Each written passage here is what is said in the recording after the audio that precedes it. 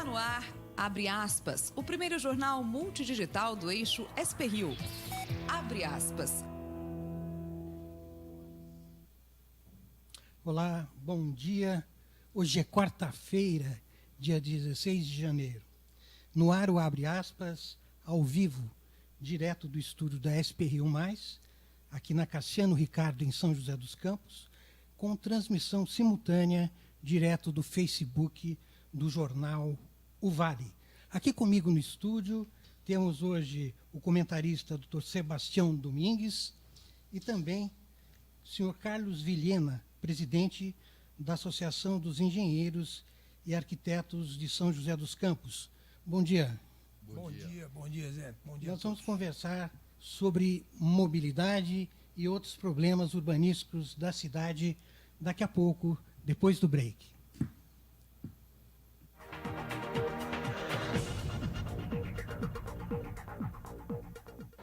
Ô Beto, tá bom? Bom tá, mas bom mesmo é viver em São José.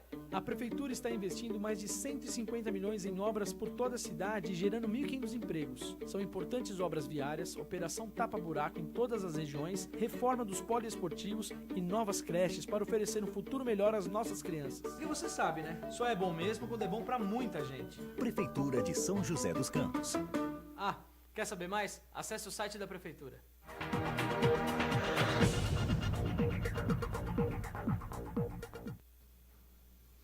E antes de falar de mobilidade, nós vamos para a notícia de muita repercussão hoje, depois que ontem o presidente Jair Bolsonaro ter assinado o decreto que facilita a posse de armas de fogo. Coube ao ministro Onyx Lorenzoni rebater as críticas dos movimentos pacifistas e ele saiu com essa. Ter uma arma em casa é como ter um liquidificador. Vamos ver o que prevê o decreto assinado ontem e depois a gente vai ter o comentário do Dr. Sebastião. Quem vai poder requerer posse de armas?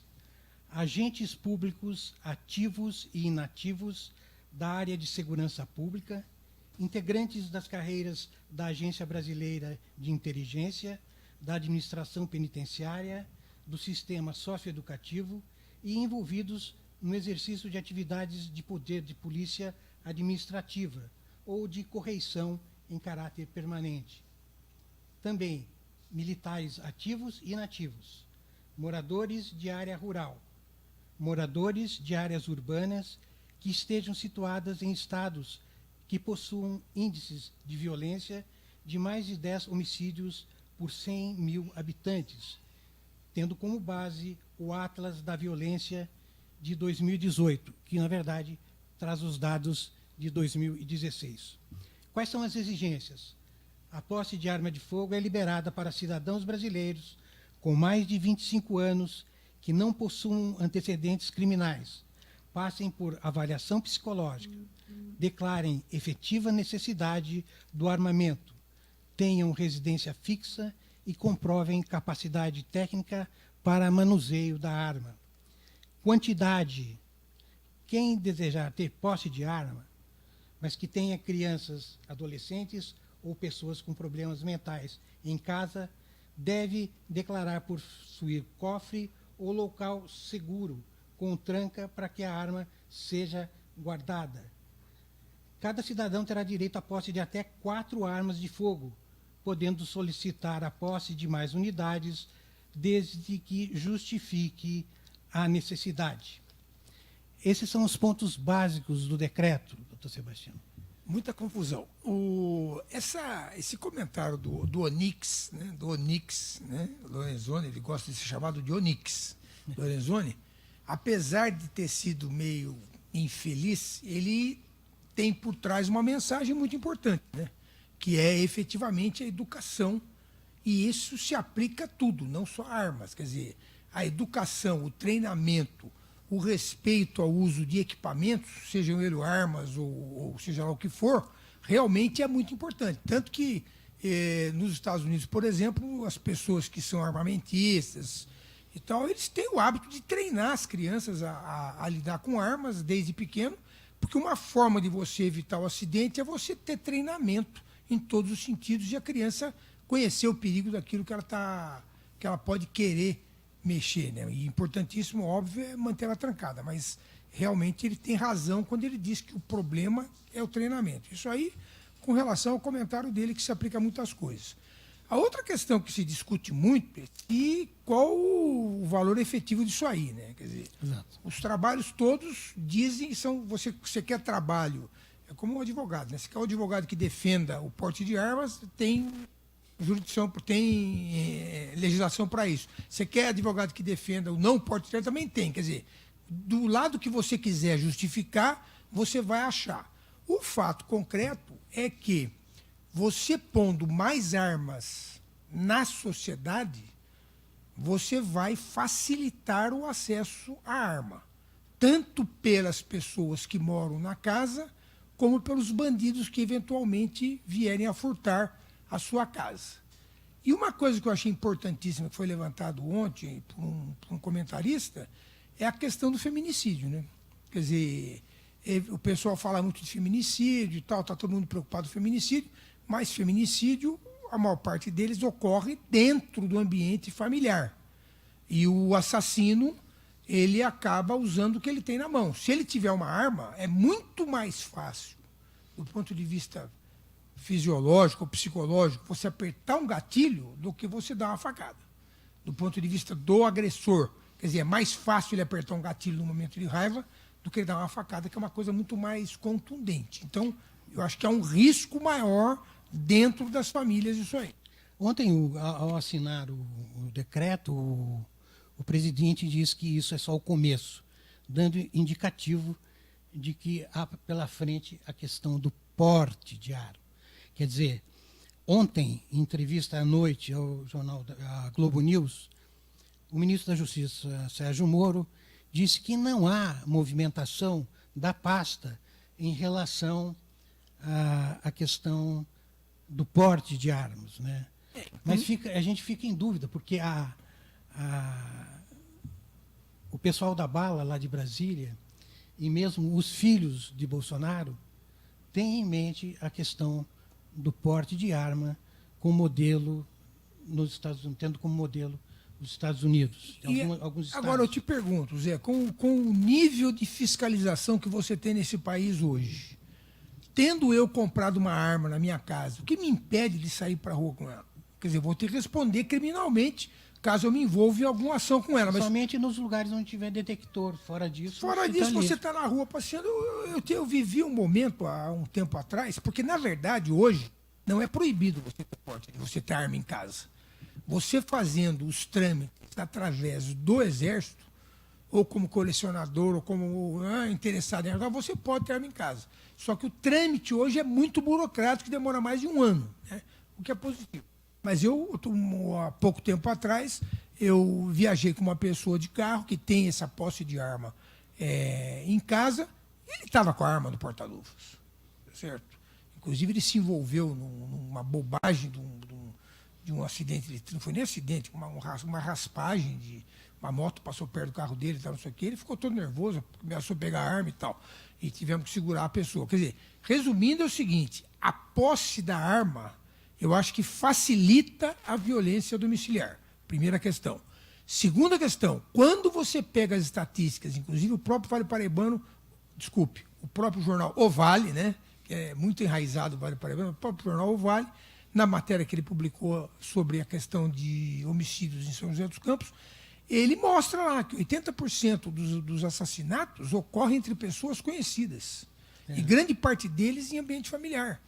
Briga de vizinho, briga de parente, briga de bar, etc. E tal. Quer dizer, você tendo acesso fácil à arma, vai ser mais fácil você descarregar aquela sua raiva momentânea que pode lhe causar um arrependimento eterno, vamos dizer assim, né? Vamos ficar de olho dessas questões, né? Porque são muito importantes. E mais um detalhe aí, Zé, que eu vi um comentário hoje também sobre essa questão do porte de arma. O pessoal está achando que o Bolsonaro soltou essa matéria, que, como você bem disse, foi a de maior impacto na mídia ontem, né, no Brasil, para acalmar o Congresso, tá certo? Votar o que ele precisa votar porque o porte de arma ele não pretende mexer nesse momento, né? Seria mais para frente para essa discussão. Muito bem. Agora uma notícia regional. Os moradores de São José dos Campos, principalmente dessa nossa região aqui, devem realizar uma manifestação contra a construção da ponte estaiada hoje. O protesto é previsto para ocorrer às 17 horas no local em que a obra será erguida entre as avenidas São João, Jorge Zaruri e Cassiano Ricardo. De acordo com os organizadores, a manifestação é contrária ao modelo escolhido pela administração e não é uma solução para o trânsito local. A Justiça tinha negado, na segunda-feira, o pedido liminar do Ministério Público para barrar as obras do Arco da Inovação. A segunda promotoria, o projeto não prioriza o transporte individual, o projeto prioriza o transporte individual e não o coletivo, e que não é a melhor solução. E também criticam o custo da obra, né? 48,5 milhões de reais. Para falar aqui sobre estas e outras questões, a gente está aqui no estúdio com Carlos Vilhena, presidente da Associação dos Engenheiros e Arquitetos de São José dos Campos, e que tem acompanhado de perto a questão de mobilidade, não só em São José, mas em todo o Brasil. Bom dia. Bom dia. Então, os moradores aí, alguns moradores, né, porque há muita gente também favorável à obra, alguns moradores vão fazer essa movimentação. O senhor acha que essa obra é importante para a cidade? Bom, eu entendo que aquela região, né, essa região aí desse entroncamento aí, há necessidade realmente de uma obra, há necessidade de se fazer alguma coisa para se adequar e melhorar o trânsito naquele local, né? Agora, a gente dizer que essa é a melhor solução, eu acho que a gente não tem condições de falar isso, nós, enquanto associação de engenheiros, não temos condições de dizer que é a melhor solução, até porque não nos foram apresentados outras soluções possíveis para resolver o problema naquela região. E nós também não temos o conhecimento total do projeto, a não ser o mesmo conhecimento que tem toda a população, que é o que a gente viu em jornais, em maquetes, não é? E que não dá a clareza da solução adotada, né? Da ponte estaiada, da solução adotada para a região. Ponte estaiada, a construção de uma ponte estaiada para aquele ambiente, tá? É o melhor tipo de construção, porque, na verdade, você permite com que o tráfego continue fluindo, porque ela vai sendo construída e você não atrapalha totalmente o trânsito. É uma tecnologia muito moderna, técnica, né? de construção, né? Mas isso não significa que a solução adotada seja a melhor solução. Eu gostaria, né, nós da associação, gostaríamos de ter visto quais foram as outras soluções que foram descartadas. Sabe? O porquê que elas foram... Um túnel, por exemplo. O porquê que elas foram descartadas? O professor Ronaldo Garcia apresentou uma solução que aparentemente é melhor que a solução adotada e mais barata, não é? A gente tem muito respeito para o professor engenheiro Ronaldo Garcia, que basicamente ele foi professor de quase todos nós, engenheiros formados aqui em São José dos Campos, e professor na área de estradas. Ele foi responsável pelo projeto do anel viário na época da Urban. Nessa época, fui estagiário na Urban quando foi feito esse projeto do anel viário, não é? E a gente vê que o anel viário, ainda hoje, ele resolve o problema da cidade, não é? Ele foi uma coisa concebida na década de 70 pelo então engenheiro Edinardo José de Paula Santos, né, que veio a ser prefeito da cidade depois, quando ele estava na Urban, e foi uma solução de engenharia adotada, um projeto feito na década de 70, e que hoje ele ainda é vivo e ele é útil e bom para a cidade. Então, eu acho que a gente tem que considerar algumas soluções. Nos preocupa, nessa solução adotada pelo poder público, da ponte estaiada, nos preocupa o entorno. sabe? Quando eu pego e o trânsito vai fluir bem mais rápido, quem vem do satélite vem aqui para o Aquários, porque ele tem uma alça que vai sair daquela pista que vem vindo do satélite, da Jorge Zaru que vem para o satélite, e vem parar na Cassiano. Como é que vai ficar aqui na Cassiano? Sabe, qual a solução que vai ser adotada aqui na Cassiano e qual o impacto disso aqui na Cassiano? Porque ele vai fluir rapidamente e vem aqui para Cassiano. Né? Você imagine também que da São João vai jogar esse trânsito todinho e vai jogar um fluxo de carro rapidamente lá no satélite.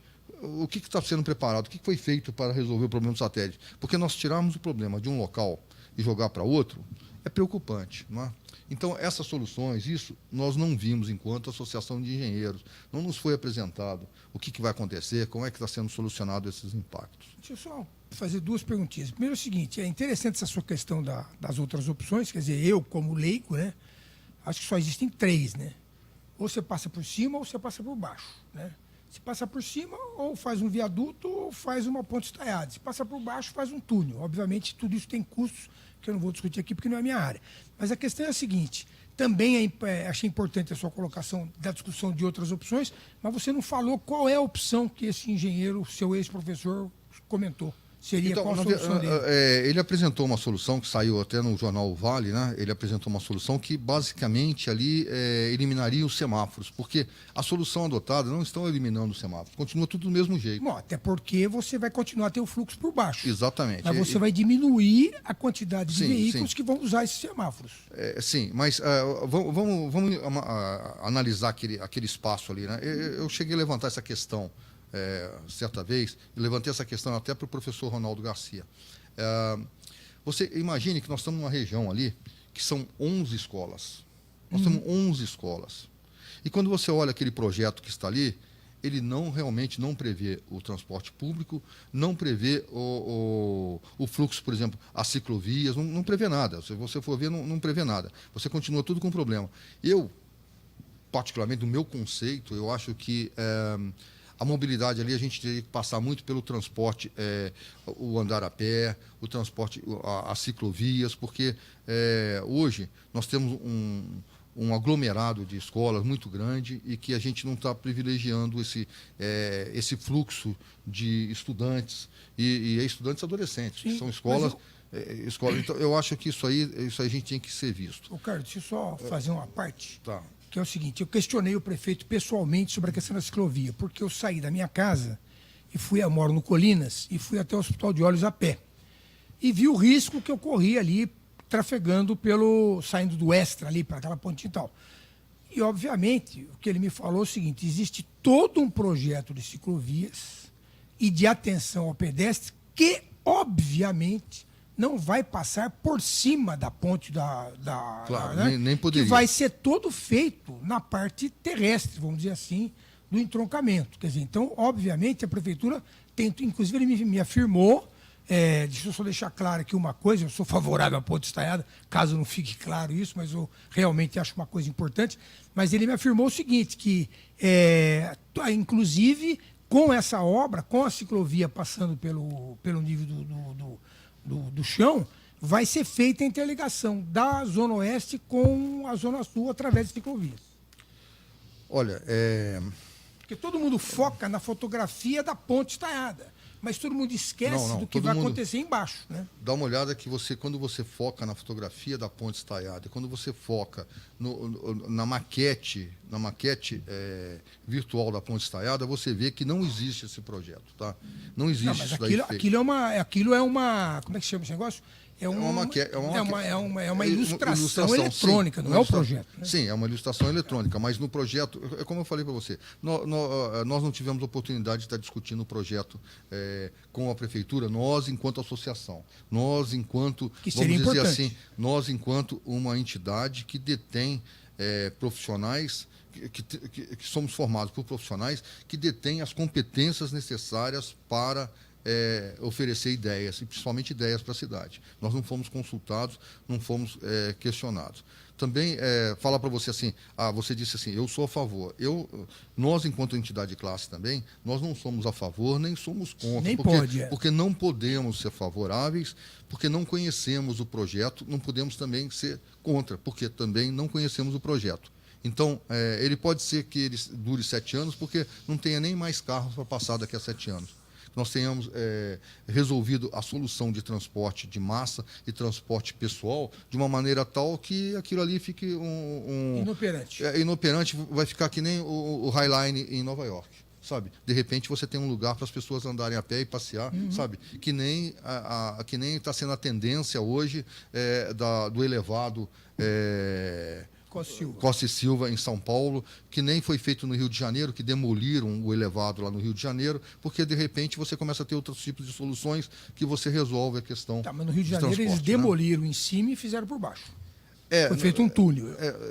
Uma parte sim, outra parte não, né? Uma parte sim, outra parte não, né? Mas também colocaram o VLT lá, que resolve bastante o problema de transporte naquela região central do Rio de Janeiro. São José não tinha nada, né? Nos últimos anos avançou nessa questão das ciclovias, né? Como é que vocês veem? Então, eu acho é uma tendência você pegar e começar, é uma tendência da juventude, né? E muito mais que nós, que já estão, nós fomos criados que a gente cultura quando era do carro, a cultura do carro, sabe? Você era poderoso se você ter um carro, você tem que ter um carro possante, você tem que ter um carro bonito. O jovem, os nossos filhos hoje, eles adquiriram, e nem foi nós que fomos colocando, não, isso aí é conceito deles mesmos, vendo que priorizando o transporte limpo, priorizando o transporte público, priorizando o andar a pé, o andar de bicicleta, buscando soluções sustentáveis de transporte. Eu acho que isso é uma tendência e não é só uma tendência, né? Isso aí é o futuro. E é um futuro muito rápido, um futuro para a questão de 2 a 3 anos, nós vamos ter realmente o conceito de transporte vai mudar. Nós vamos começar a usar o transporte compartilhado, nós vamos começar a usar o transporte público, porque aí o transporte público se torna mais eficiente, não é? Eu imagino, por exemplo, toda essa região aqui que a gente está falando aqui, da onde vai estar a Ponte Estaiada, eu imagino que se nós tivéssemos ciclovias seguras, realmente seguras, não é? A ciclovia, ela não tem... Está um conceito, no meu modo, equivocado. Você compartilhar a ciclofaixa com o leito carroçável, tá? Eu acho equivocado. Eu acho que a ciclofaixa ela tem que ser compartilhada com a calçada, com o pedestre. Aí você começa a dar mais segurança ao ciclista. E aí eu acho que muitos garotos hoje que vão para a escola de carro com o pai iriam de bicicleta porque ele se sente, poxa, é um empoderamento dele. Só um detalhe, quando você coloca a bicicleta no leito carroçável, você aumenta o risco do ciclista. Com certeza. E quando você coloca a bicicleta na calçada, você não aumenta o risco do pedestre? Não. A gente observa isso onde ele é compartilhado com o pedestre, porque o ciclista respeita o pedestre, porque ele também é um pedestre. Eu sinceramente, só você observar aonde isso é compartilhado, você verifica que acontece. Mas da mesma forma que o jovem que pega o carro... Lá no centro da cidade... Da mesma forma que o jovem que pega o carro no início do negócio dele e faz excesso de velocidade, comete imprudências, o jovem de bicicleta também comete imprudências. Você vê isso, inclusive, ocorrer a todo tempo, né? Mas quando ele é compartilhado, eu acho que existe um respeito mútuo.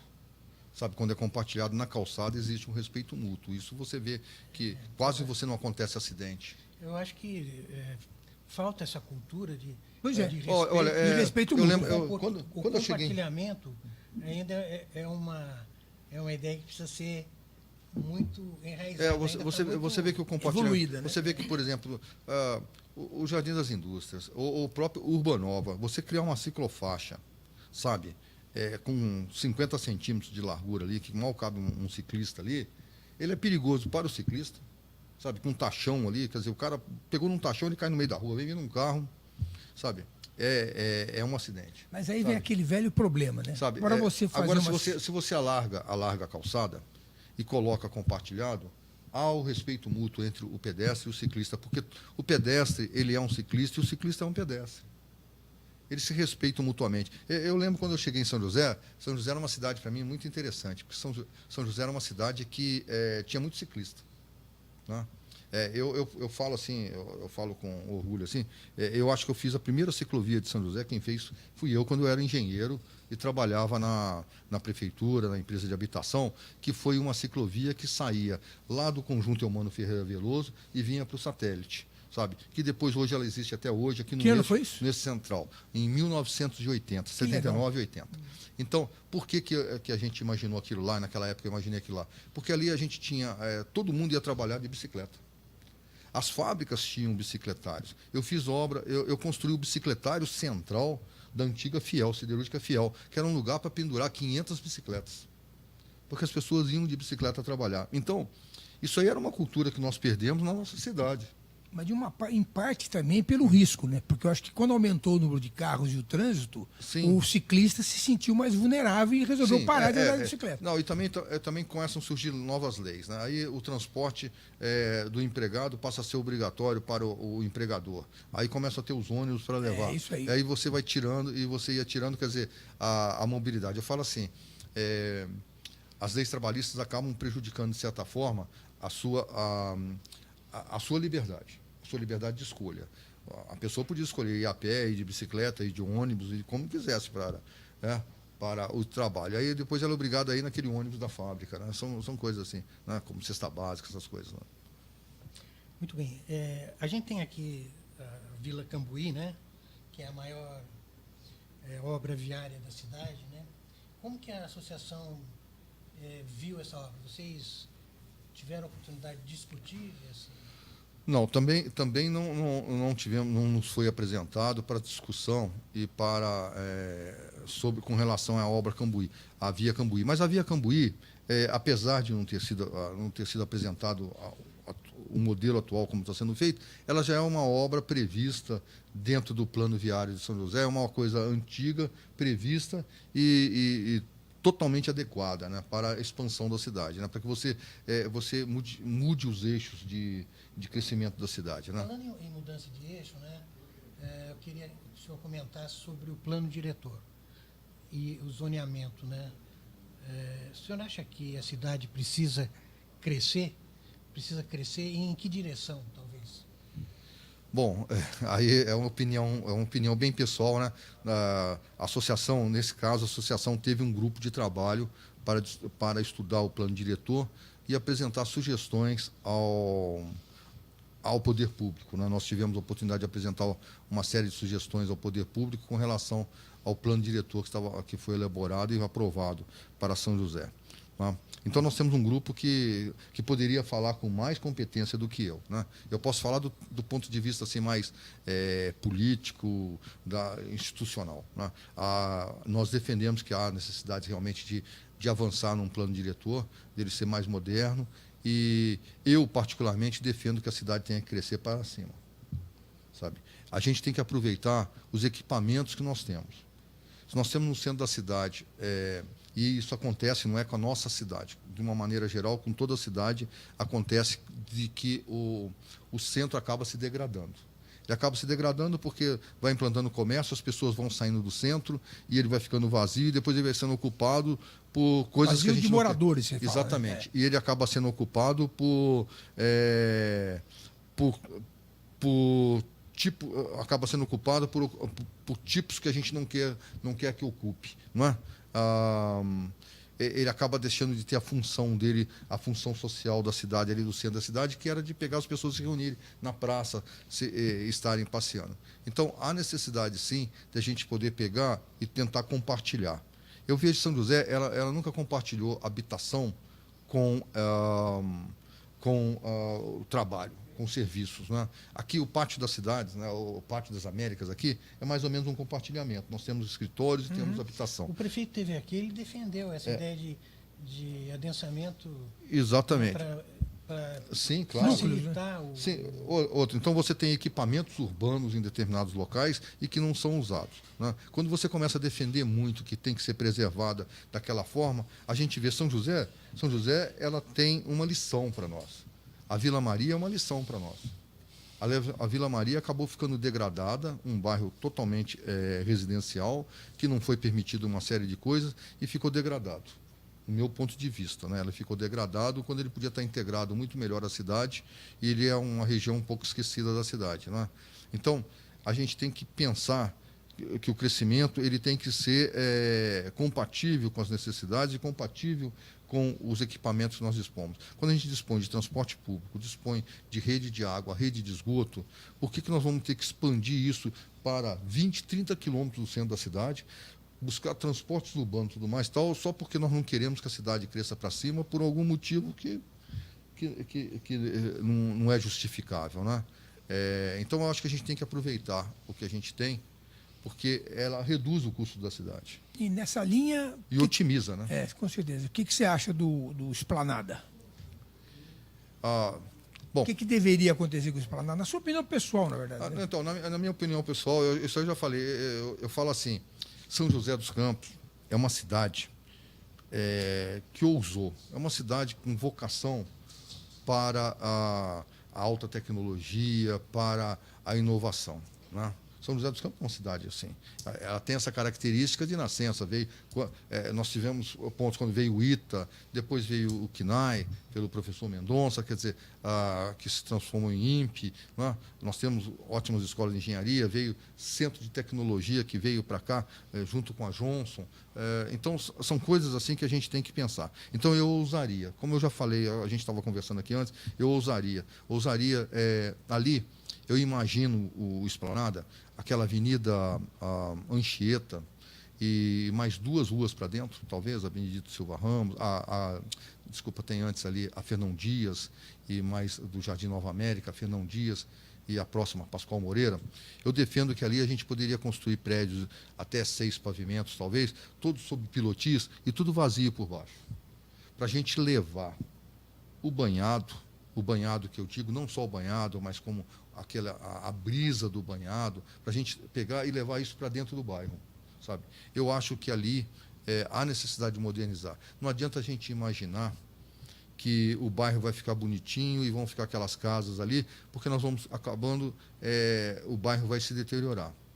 Já está acontecendo. A gente tem que imaginar, sabe? É uma coisa assim, você imagine o seguinte, quando você está no seu auge de produção, você vai e comprava ali um imóvel. Vamos lá, década de 50, né? Eu não morava aqui em São José dos Campos, nem nada, eu não nasci aqui, mas década de 50. Década de 50 foi feito o Esplanada, final da década de 50, e quem comprou? Quem comprava era quem vindo trabalhar na General Motors, trabalhar nas fábricas nossas, começaram a comprar ali e construíram suas casas. As pessoas se aposentam. E a renda não é a mesma. E ela não consegue manter aquele imóvel do jeito que ele gostaria de manter. Então vai se degradando. Se aquilo não se der um novo uso, se as pessoas não quiserem morar lá, e por que as pessoas às vezes não querem morar lá? Porque novas tecnologias fazem com que a gente tenha aqui um prédio de apartamento que é mais seguro de morar, que oferece para ele a piscina dele, que ele vai compartilhar com outro. Porque sem ele ter que cuidar, né? Sem ele ter que cuidar, tem alguém que cuide. Quer dizer, você começa a ter outras coisas agregadas. A churrasqueira que está ali, ele vai e usa a churrasqueira, e ele não precisa estar preocupado de estar fazendo manutenção da churrasqueira. Então são coisas assim. Isso é uma das tendências de acabar. Por que acabam os clubes?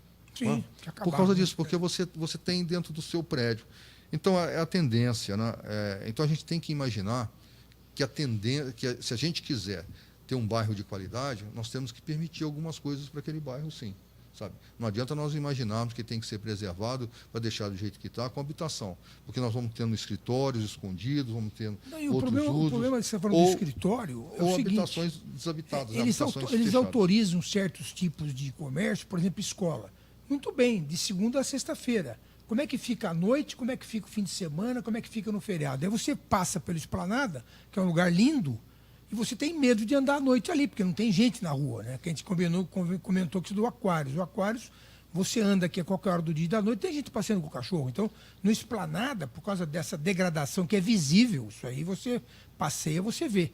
Então, na verdade, a gente estava discutindo muita antes, casa fechada, né? Eu acho que precisava mudar um pouco essa forma de pensar contra ou a favor de prédio. Sim. Porque o que você tem que pensar, na minha opinião, que você concordou, inclusive, é em adensamento. Qual é o adensamento populacional que eu vou querer para aquela região? Exatamente. E você tem que ter comércios mais leves. Do que eu vou querer, né? É o que aquela região permite. Isso, né? Um supermercado leve, uma padaria que gera movimentação o dia inteiro. Senão o bairro vai morrer, e é como você está dizendo mesmo. Então, quando eu era garoto, quando eu era garoto aqui, era adolescente em São José. 10 anos atrás? Há 10 anos atrás. Eu lembro que a gente caminhava pela esplanada, a gente pegava, sentava na beirada da calçada para ficar batendo papo. Né?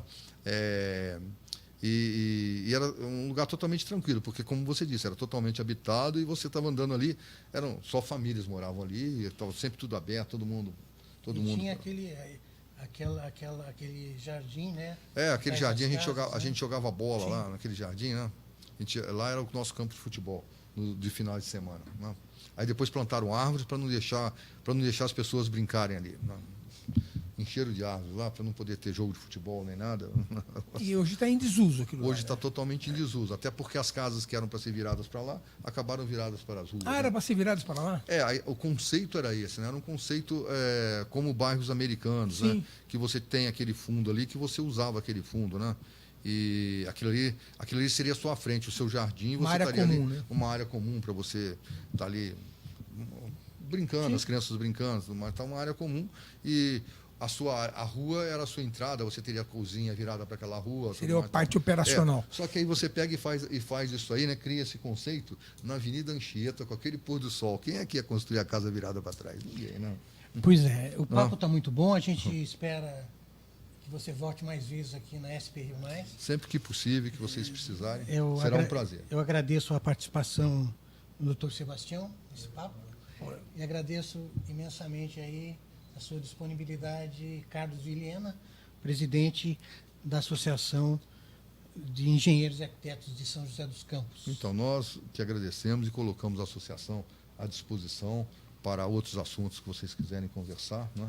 Temos profissionais, nós temos alguns grupos de trabalho que podem opinar melhor do que eu até sobre determinados assuntos. É bom trazer gente aqui para conversar sobre zoneamento. Sim, claro. É uma discussão nossa agora, nós estamos com um grupo de trabalho fazendo exatamente isso. Também. Muito bem. E o Abre Aspas de hoje, dessa quarta-feira, vai ficando por aqui. Espero você amanhã, às 9 horas, no Facebook da SP Rio Mais e também do jornal O Vale. Um bom dia para vocês. Bom dia, até semana que vem. Bom dia, muito obrigado.